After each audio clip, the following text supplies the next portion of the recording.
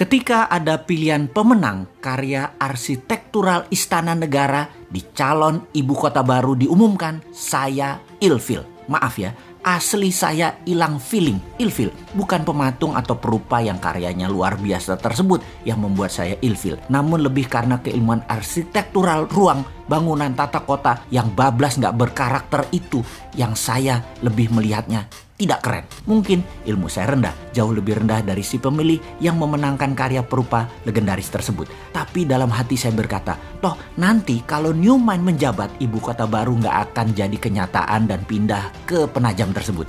Terlalu mahal, tidak efisien, pemborosan, dan tidak berdampak dalam ekonomi makro dan mikro memindahkan pusat pemerintahan ke daerah baru yang virgin tersebut. Saking perawannya, sampai-sampai nggak ada sejarah napak tilas wilayah tersebut yang pas untuk storytelling ke anak cucu akan rencana ke depan pantas ibu kota pusat pemerintahan itu berada di lokasi Penajam tersebut. Kalaupun ada, perlu jangka yang sangat panjang, bahkan banyak pengamat pertahanan yang berkomentar bahwa lokasi tersebut tidak memiliki kelayakan untuk dibuat ibu kota negara superpower, menggeser pusat pemerintahan ke arah wilayah yang defenseless atau sulit dijaga karena banyak infrastruktur pertahanan dan keamanan yang belum siap, membuat berbahaya ibu kota berada di lokasi tersebut. Jadi pastinya karya arsitektural tadi nggak akan dilanjutkan oleh New Mind kalau nanti berkuasa. Bener deh, kalau hanya membangun komplek perkantoran mungkin desain tadi masuk, namun membangun ibu kota, masa kayak membangun kota Alam Sutra, Serpong, BSD, Pantai Indah Kapuk, gitu sih modelnya. Membangun pusat pemerintahan itu membangun Wakandanya Black Panther. Sekali lagi, Black Panther ya, bukan Blackpink. Bener deh, kalau New Mind pusat pemerintahan tetap di utara Jakarta, bekas tanah reklamasi. Sekalian buat benteng laut utara Jakarta. 5.000 hektar itu New Wakanda. Full teknologi, full digital, paperless, kontrol satelit, telekomunikasi jalur baru, e-rupiah, digital aset, dan banyak lagi ke depannya yang dunia pemerintahan butuhkan. The real e-government. Masa membangun ibu kota di abad 21 kayak membangun properti perumahan gitu sih? Hanya casing doang.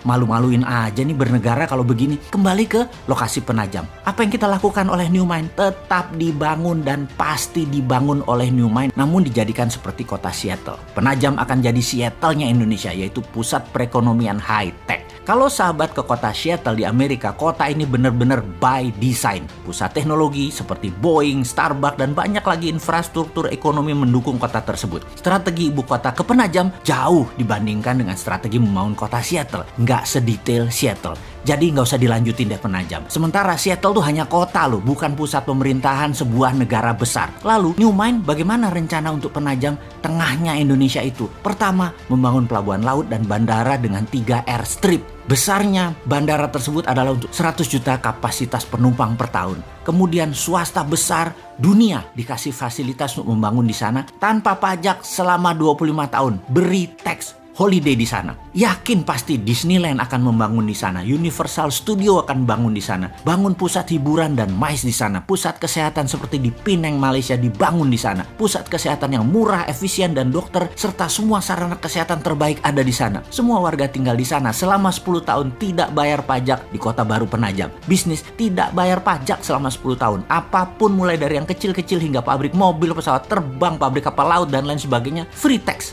Berlaku e-rupiah di Penajam dan pendanaan lewat SWF e-rupiah printing money di Penajam. 2.000 triliun dibanjiri di Penajam dengan e-rupiah setiap tahunnya selama 15 tahun ke depan. Yakin pasti 2 juta populasi akan pindah dalam 5 tahun ini dan 10 juta populasi akan ada di 25 tahun dari sekarang. Indonesia di tahun 2045, Penajam adalah darlingnya Indonesia. Kemudian pusat pemerintahan di Pulau Reklamasi yang sekaligus membangun Great Giant Wall, dam laut untuk menahan banjir Jakarta serta pertahanan laut utara pusat pemerintahan tersebut. Di sana adalah e-government pertama di dunia dan e-rupiah pendanaannya. Aduh, jadi kangen masa depan. 2024 kok masih jauh ya.